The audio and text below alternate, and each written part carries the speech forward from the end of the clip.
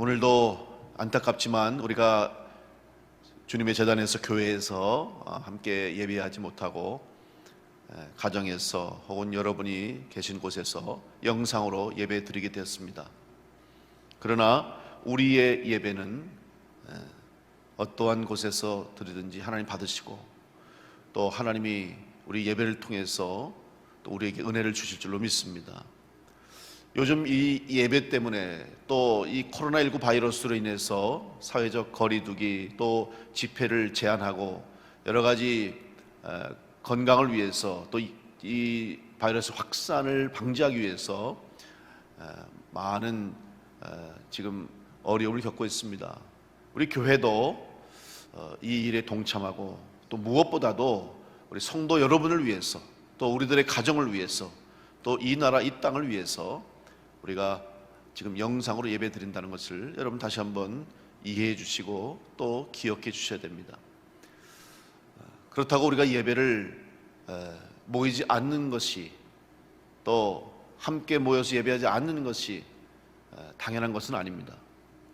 마치 성경에 구약시대 하나님께서 이스라엘 백성을 출애굽하셨을 때 광야에서 성막을 만들게 하시고 성막에서 예배하게 하셨습니다. 그러나 가나안 땅에 들어가고 하나님 약속하신 땅에 들어가서는 하나님의 전을 건축하게 하셨습니다. 어떤 장소에 또 어떤 상황에 어떤 시기에 어떤 모양으로 예배드리냐 이런 변화만 있을 뿐이지 예배는 변하지 않고 또 예배하는 것은 다르지 않습니다. 비록 오늘 우리가 이렇게 영상으로 예배를 드리지만 이것이 정상적인 것은 아닙니다. 이것이 우리의 삶에 시대가 변한다고 해서 이것을 우리가 자연스럽게 받아들여서는 안 됩니다. 지금 어떻게 보면 위기 상황이고 어려운 상황이지만 그럼에도 불구하고 우리가 이렇게 예배를 드릴 수밖에 없다고 하는 그 안타까운 마음을 가지고 예배를 드려야 될 것입니다.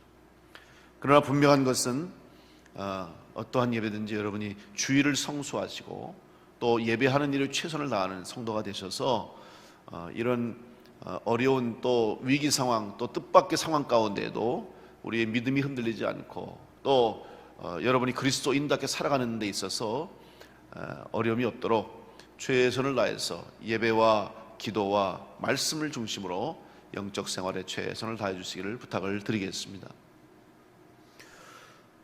오늘은 예수님께서 십자가의 길을 가시기 위해서 예루살렘 성으로 들어가신 종려 주일입니다.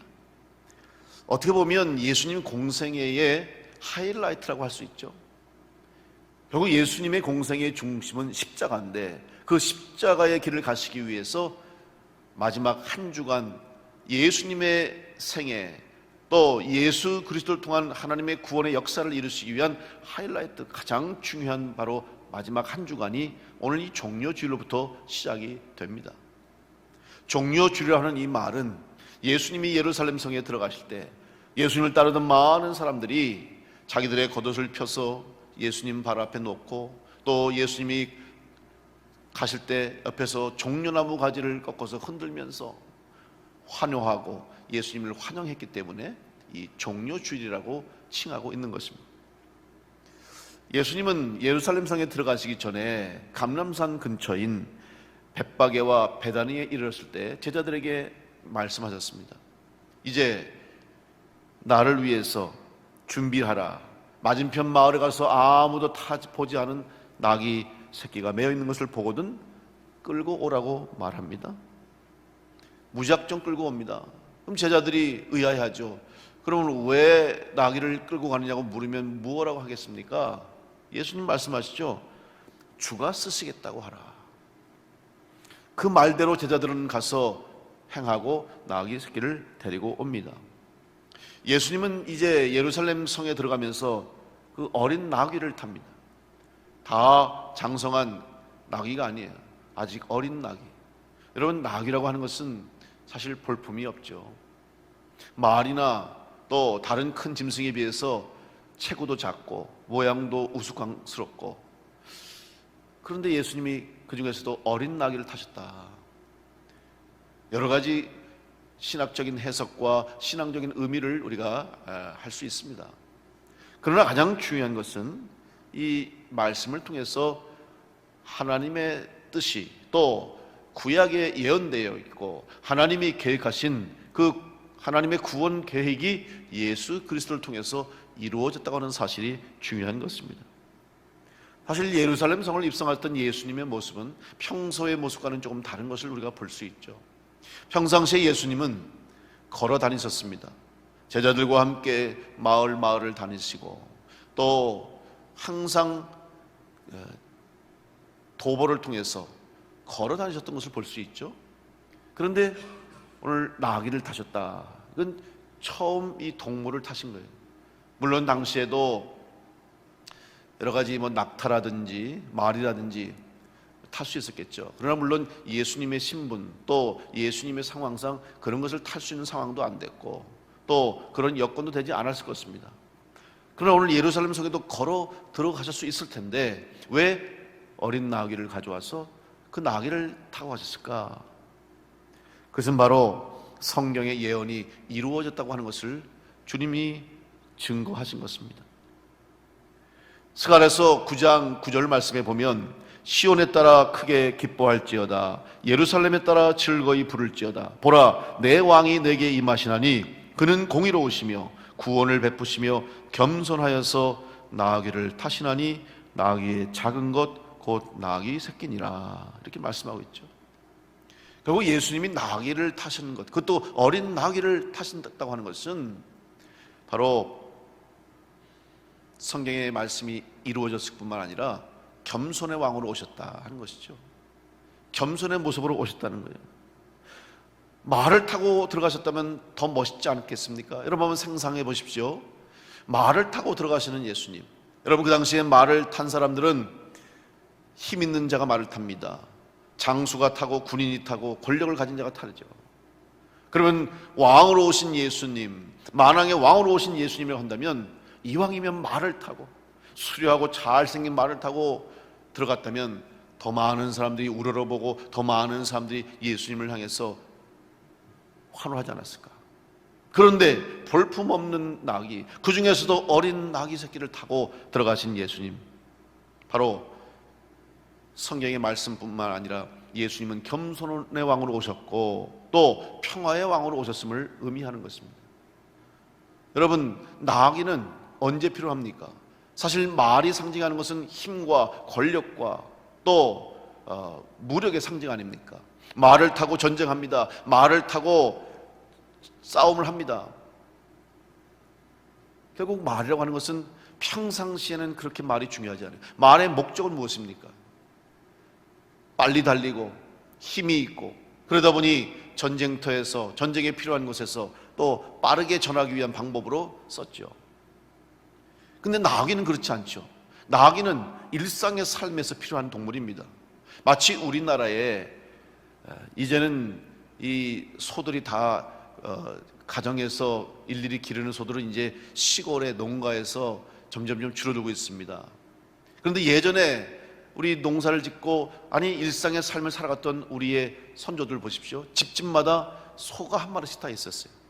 그러면 그 소가 어떤 일을 해줍니까? 그 소를 가지고 봄이 되면 밭을 가는 거예요. 그리고 그 소를 가지고 수레도 끌고 또 그 소가 새끼를 낳으면 송아지를 팔아서 아이들 학비를 보내고 가정의 큰 자산으로 쓰는 거죠. 그러니까 일상생활 속에서 평상시에 평화로운 때에 이 소가 가정마다 있듯이 나귀는 일상의 삶에 필요한 것이에요. 이스라엘 백성들의 나귀가 참 유용합니다. 나귀가 있어서 역시 마찬가지로 그들 농사도 짓고 또 나귀를 타기도 하고 수레를 끌기도 하고 마치 우리나라의 소처럼 이스라엘 백성들의 일상의 삶, 평상의 삶 속에는 나귀가 있는 것이죠. 그런데 말은 일상의 삶에서는 필요 없어요. 또 유지할 수도 없고 유지하기도 힘들고 용도도 마찬가지예요. 예수님께서 나귀를 타고 오셨다고 하는 것은 우리에게 평안을 주시고 또 우리의 일상의 삶 속에서 주님이 평화의 왕으로 오셨다는 것을 주님이 상징적으로 보여주신 것입니다. 오늘 우리가 예수 그리스도를 믿는다고 하는 것 어찌 보면 우리들의 일상의 삶 가운데 늘 주님과 동행하는 것이 바로 우리 그리스도인의 삶입니다. 예수님을 따른다고 하는 것, 예수 그리스도를 믿고 믿음으로 산다고 하는 것, 이 땅 가운데서 주님께서 우리에게 부탁하시고 명령하신 소금과 빛의 사명을 살아간다고 하는 것은 바로 나귀와 같이 우리의 일상의 매일매일 자연스러운 삶 가운데서 늘 함께 했던 것처럼 주님이 우리와 함께 하시고 주님께서 우리와 동행하실 때 우리가 진정한 그리스도인의 삶, 더 나아가서 구원받은 성도의 삶을 살아갈 수가 있는 것입니다. 오늘 종료제를 통해서 예수님께서 어린 나귀를 타고 입성하셨듯이, 그리고 많은 사람들에게 평화의 왕으로 오셨음을 증거하고 또 이 땅에 평화의 왕으로 오셨다는 것을 보여주신 것처럼 오늘 예수님께 주시는 평안과 예수 그리스도의 은혜가 여러분의 삶에, 여러분의 일상의 삶 가운데, 가정 가운데, 우리 교회와 이 땅 가운데 함께 하시기를 간절히 축원합니다. 오늘 예수님이 예루살렘에 들어가신 것은 하나님의 뜻을 이루시고 하나님의 구원의 계획에 의한 것이었습니다. 그런데 이 예수님을 바라보는 사람들의 생각은 다 달랐습니다. 예루살렘 성이라고 하는 같은 장소, 예루살렘 성을 향해 가는 예수님을 같은 곳에서 바라보았지만 그 예수님을 바라보는 사람들의 생각들은 다 천차만별 달랐다는 것을 우리는 알 수가 있습니다. 어떤 사람들은 예수님의 말, 예수님의 행동에 흥미를 느끼고 오늘은 또 예수님이 어떤 일을 행하실까, 또 어떤 기적을 일으킬까, 또 어떤 말을 통해서 사람들에게 관심거리를 줄까, 예수님을 관심의 대상으로 보는 사람들이 있었습니다. 호기심을 가지고 구경거리로 예수님을 따르던 사람들이 있었습니다. 오늘 예루살렘 성을 향해서 가셨던 예수님, 그 주변의 많은 사람들 중에 아마 예수님을 흥미거리로, 관심거리로, 또 이야기거리로 생각하면서 예수님을 바라봤던 사람들도 있었을 것이죠. 그들은 예수님이 궁금하기도 하고 예수님을 보고 싶기도 하고 또 예수님이 어떤 말을 할까 듣고 싶기도 했겠지만 그들은 구원과는 아무 상관없는 삶을 살 것이고 또 예수님의 십자가가 그들에게는 아무 의미가 없는 것이, 오늘 우리들의 신앙도 혹시 예수님을 흥미거리로, 관심거리로 여기고 있지 않습니까? 예배하면서도, 하나님을 믿는다고 하면서도, 예수님을 믿고 따른다고 하면서도 관심을 그저 관심의 한 가지처럼, 또 그저 마치 세상 사람들의 이야기를 듣는 것처럼 그런 흥미만을 가지고 예수님을 따르면 안 된다는 것입니다. 어떤 사람들은 예수님을 이 세상과는 동떨어진 환상에 사로잡힌 사람으로 생각했던 사람도 있습니다. 제정신이 아니라고 생각했던 사람도 있었을 것입니다. 스스로 왕이 되었다고 생각해서 많은 사람들 앞에서 기이한 행동을 하고 이적을 일으키면서 사람들의 주목을 끄는, 스스로 환상에 사로잡힌 자로 생각할 수도 있었을 것입니다. 비웃음을 보냅니다. 그리고 자기와는 다른 차원의 사람으로 생각하고 스스로 담을 쌓고 스스로 구별을 하며 사는 사람도 있었다는 것이죠. 오늘 사실 이 세상의 많은 사람들 중에 특별히 예수님을 믿지 않고 아직 하나님을 믿지 않는 많은 사람들 중에 바로 예수님을 이렇게 보는 사람, 아니 우리 그리스도인 여러분을, 우리 모두를 그렇게 바라보는 사람이 얼마나 많은지 알 수 없어요.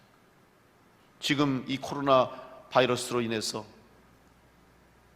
모이는 것을 이제 제한하고 통제하고 이런 상황 속에 지금 교회에 대해서 특별히 사람들이 많이 관심을 가져요. 사실 여러분, 교회에서 모이는 거 어떻게 보면 그렇게 큰 위험이 없다고 생각할 수도 있습니다. 주일날 한번 와서 잠깐 예배드리고 가는 거 조심하고 또 잘 규정을 지켜서 하면 되겠죠. 그러나 우리가 이런 걸로 인해서 더 조심할 것은 이 일로 인해서 세상 사람들이 그나마 이 교회에 대한, 또 우리 그리스도인들에 대한 이 신뢰, 그나마 지키고 있던, 또 우리를 향해 바라보고 있던 그들의 시선이 더 차가워지지 않도록, 또 그들의 마음의 문이 닫혀지지 않도록 우리가 더 주의하고 조심해야 할 필요가 있는 거예요. 그들이 무서워서가 아닙니다. 겁이 나서가 아닙니다. 앞으로 전도하기 위해서, 또 그들의 삶을, 그들을 다가가기 위해서는 우리가 이러한 여러 가지 그들을 향한 우리의 태도, 교회의 태도, 우리 신앙인의 태도가 달라져야 됩니다. 그들이 쌓아놓은 담을 허물어야 되고 그들이 가지고 있던 이 벽을 허물어야 되는데 그것이 하루아침에 허물어지지 않습니다. 또 어떻게 보면 점점점 두터워질 수도 있어요. 그래서 이러한 때일수록 우리가 참 지혜롭게 잘 행동해야 되겠다 하는 것입니다. 또 어떤 사람들은 예수님을 향해서 분노의 시선을 가지고 바라보았던 사람도 있습니다. 하나님을 모독하고 신성 모독하는, 감히 스스로 하나님의 아들이라고 하면서 사람들을 미혹하는 사람으로 예수님을 이해했던 사람도 있습니다. 그 사람들은 주로 종교인들이죠. 바리새인들, 서기관들, 사두개인들, 누구보다도 하나님을 잘 믿고 다른 누구보다도 하나님 말씀을 더 잘 알고 다른 누구보다도 하나님을 더 사랑한다고 생각했던 그 종교인들, 그들의 생각 속에는 예수라고 하는 그 인물이 자기들 앞에서는 하나님을 모독하는, 하나님 앞에 범죄하는 인간으로 보였던 것이죠. 자기들의 교만으로 가득 찬 거예요. 자기들만이 하나님 앞에 의인이요, 자기들만이 온전한 예배를 드리는 자로 착각하며 교만 속에 빠져 있었던 사람들입니다. 오늘 혹시 우리들의 시선이, 또 우리의 신앙이 이런 종교인들 같이 교만으로 가득 차 있지는 않은지, 다른 사람들처럼 비교하면서, 다른 사람들과 비교하면서 스스로 우월 의식을 가지고 스스로 다른 사람들과 다르다는 것을 가지고 우리가 영적 교만에 빠져서는 안 될 것입니다. 또 다른 부류의 사람도 있습니다. 이들은 예수님을 정말 진심으로 환영했어요. 예수님이 예루살렘 성에 들어오는 것을 너무나 기뻐했습니다.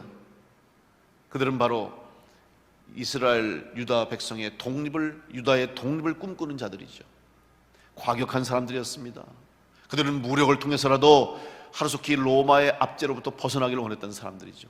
예수님의 제자 중에도 있었죠. 그래서 예수님이 이제 예루살렘 들어오시니까 드디어 예수님을 통해서 우리가 해방을 얻을 수 있다고 하는 자기들의 만족, 자기들의 욕심, 자기들의 꿈을 이루기 위해서 예수를 따르고 예수님을 환영했던 사람들이 있었다는 것이에요. 오늘 우리 그리스도인, 우리의 신앙인들 중에도 많은 사람들이 예수님을 통해서 내 꿈을 이루려고 하고 예수님을 통해서 그저 내 삶의 목적만을 이루려고 하는 그런 사람들이 있다는 사실이죠. 예수님을 환영하고 예수님을 맞이하고 예수님을 향해 기뻐했지만 목적이 뭐냐? 바로 내 이익, 내 유익을 위한 목적이었기 때문에 그들은 박수를 쳤던 것이에요. 오늘 신앙인들이 가장 염려할 것이 무엇입니까? 우리가 가장 조심해야 할 것이 무엇입니까? 예배하고 하나님 앞에 충성하고 교회를 위해서 헌신하고 그리스도인의 삶을 잘 살지만 그 목적이 나의 유익을 위한 것, 나의 영광을 위한 것, 또 내 명예를 위한 것이 되어서는 안 돼요. 오직 예수 그리스도를 위한 것, 하나님의 영광을 위한 것이 바로 우리의 신앙이요, 우리의 믿음의 삶이 되어야 합니다.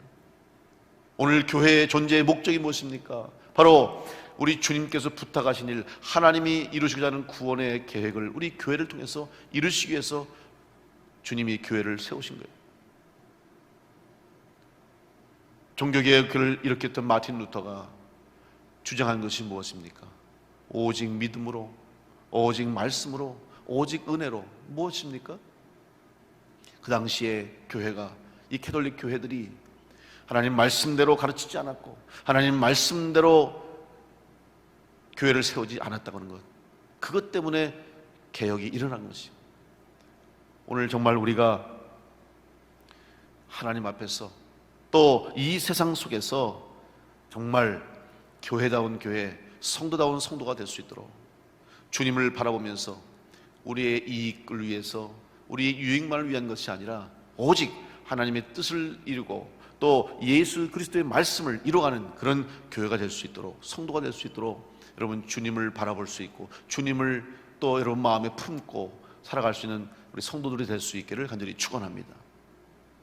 예수님은 당신을 향해서 환호하며 소리치며 종려나무 가지를 흔들고 박수로 맞이했던 그들을 바라보면서 주님은 어떤 마음을 품고 계셨습니까? 이미 주님은 당신이 가야 할 십자가의 길을 알고 계셨습니다. 그래서 주님의 생각은 그들의 생각과 달랐습니다. 주님은 당신의 개인적인 생각을 가지고 그 길을 가신 것이 아니에요.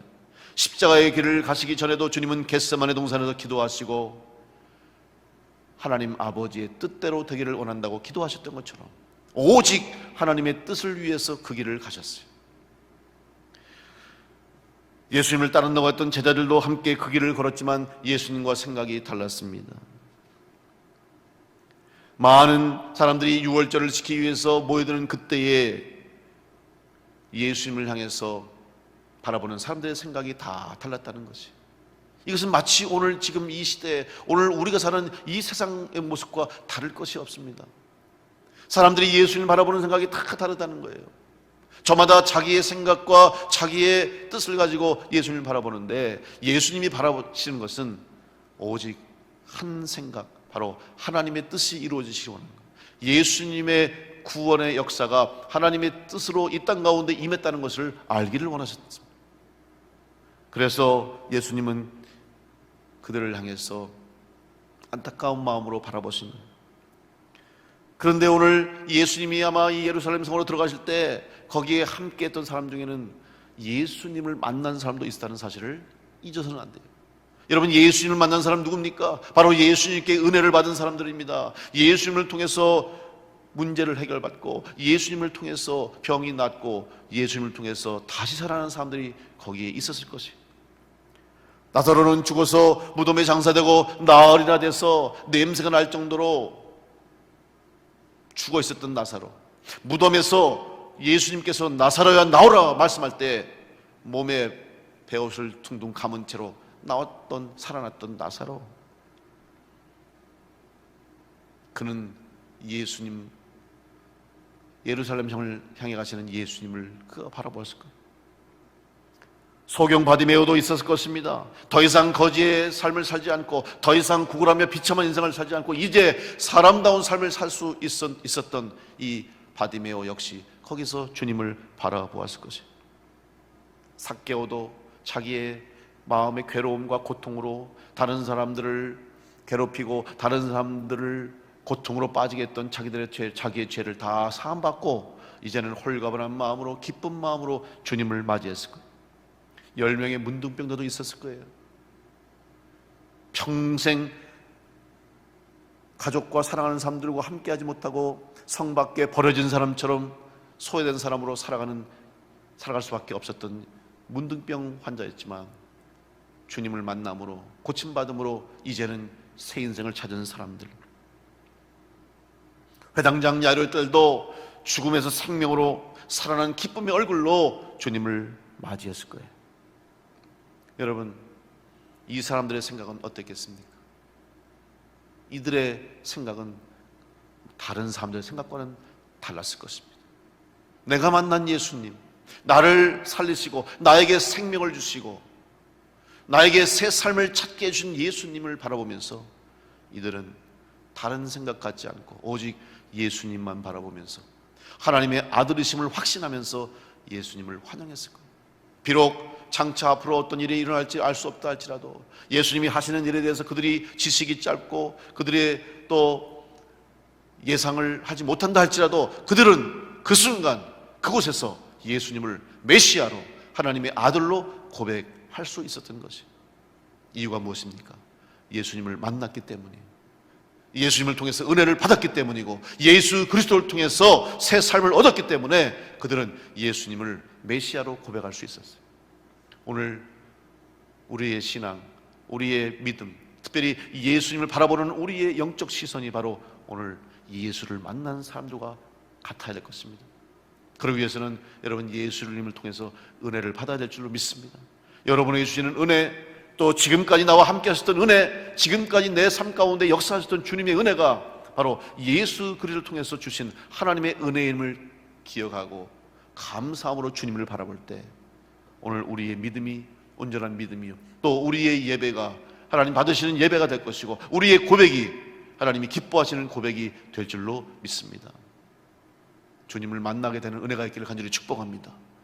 2020년 사순절, 또 2020년 종료주의를 통해서, 고난주의를 통해서 여러분을 찾아와 주신 예수님, 여러분을 만나 주신 예수님, 여러분을 위해서 십자가의 길을 가신 주님, 여러분 때문에 십자가에 당한 고난당하시고 못 박히시고 죽기까지 사랑하시고 죽기까지 여러분을 향한 예수 그리스도의 희생을 여러분 기억하시고 그 주님을 만나심으로 구원받은 성도의 확신 속에, 다시 한번 감격 속에, 감사함 속에서 주님을 메시아로 고백하고 믿음으로 승리하는 성도를 될 수 있기를 간절히 축원합니다. 주님은 그들을 바라보셨을 거예요. 수많은 무리 중에 다 다른 생각으로 예수님을 환영했지만 예수님은 그들의 환호성에 마음이 움직이지 않았습니다. 그들의 박수 속에 기뻐하지 않았어요. 그들이 환영하는 그 흔드는 종려나무 가지를 흔들면서 환영하는 그들의 모습 속에 주님은 감사하지 않았어요.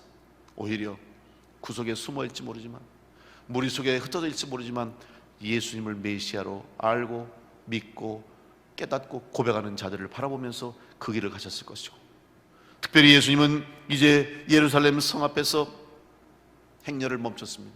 그리고 예루살렘 성을 향해 바라보면서 눈물을 흘리셨어요. 예수님은 눈물을 흘리셨다는 말은 요한복음 11장에 마리아와 마르다의 오라비였던 나사로가 죽었을 때 슬퍼하고 있던 그들을 보시면서 함께 눈물을 흘리셨어요. 그리고 오늘 이 예루살렘 성을 향해 가시면서 눈물을 흘리셨습니다. 그 눈물의 의미가 무엇입니까? 이것은 두려움의 눈물이 아닙니다. 걱정의 눈물이 아닙니다. 안타까움의 눈물이요, 사랑의 눈물이었어요. 예수님을 하나님의 아들로 깨닫지 못하고, 지금 예수님이 이 길을 가시는 그 의미를 알지 못하고, 각각 다른 생각으로 각각 각자의 꿈 속에서, 자기들의 욕망 속에서, 자기들의 이익 속에서 자기들만의 생각을 하는 그 무리들을 바라보고, 앞으로 당할 멸망, 또 앞으로 이 땅에 임할 하나님의 진노, 하나님의 심판을 생각하며 안타까운 마음으로 눈물을 흘리셨던 것입니다. 그들은 다 하나님의 백성이고 그들은 다 구원받아야 할 자였음에도 불구하고 그들은 아직도 그 은혜를 누리지 못한다는 사실이 예수님의 마음을 더 아프게 하셨을 겁니다.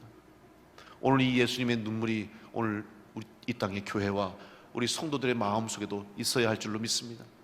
우리가 이 마음을 품고 예수님의 눈물을 우리가 이해하고, 또 우리도 그 예수님의 눈물을 가지고 이 땅을 바라보고 이 세상을 바라보고 사람들을 바라보아야 해요. 미워하고 시기하고 분노하지 말고, 비록 그들이 교회를 향해서 돌을 던지고 성도들을 향해서 비난할다 할지라도 여러분 동요할 필요가 없어요. 그들을 향해서 대적할 필요가 없어요. 그들은 아직 믿음이 없기 때문에, 아직 예수님 만나지 못했기 때문에, 하나님을 알지 못하기 때문에 그런 행동을 하고 그렇게 말하는 것입니다. 오히려 그럴수록 우리는 예수님을 향한 바른 생각, 또 예수님을 향한 바른 마음, 영적인 바른 생각과 신앙적인 마음을 가지고 주님을 바라보고, 또 주님의 마음을 품고 주님과 같은 생각을 가지고 주님이 흘리셨던 그 눈물을 가지고 세상을 향해서 눈물 흘리며 기도하고 우리에게 주어진 일들을 감당할 때 하나님의 뜻이 이 땅에 이루어질 것이고, 하나님의 구원 역사가 예수 그리스도를 통해서 이 땅에 이루어지는 은혜가 있게 될 줄로 믿습니다. 다시 한번, 나는 어떤 생각으로 지금 주님을 바라보고 있는가, 나는 어떤 마음으로 지금 주님을 바라보고 있는가를 한번 돌아보시고, 오늘 종료주일, 이번 한 주간 고난주간이 이제 시작돼서 한 주간 동안 고난주간으로 보낼 텐데, 이번 고난주간 통해서 주님의 눈물의 의미를 다시 한번 깨닫고 주님의 마음을 함께 품고 이 세상을 향하신 주님의 생각을 공유하면서 하나님의 뜻이 이루어질 수 있도록 우리 각자에게 주어진 삶의 환경, 상황 속에서 내가 어떻게 해야 주님 부탁하신 말씀처럼 세상의 소금처럼, 세상의 빛처럼 사명을 감당할 것인가를 생각하고 주님의 마음, 주님의 뜻을 품고 여러분에게 주어진 일상의 삶 가운데서 실천하고 행동하고 또 하나님께 영광 돌릴 수 있는 복된 성도들이 다 될 수 있게 간절히 축복합니다.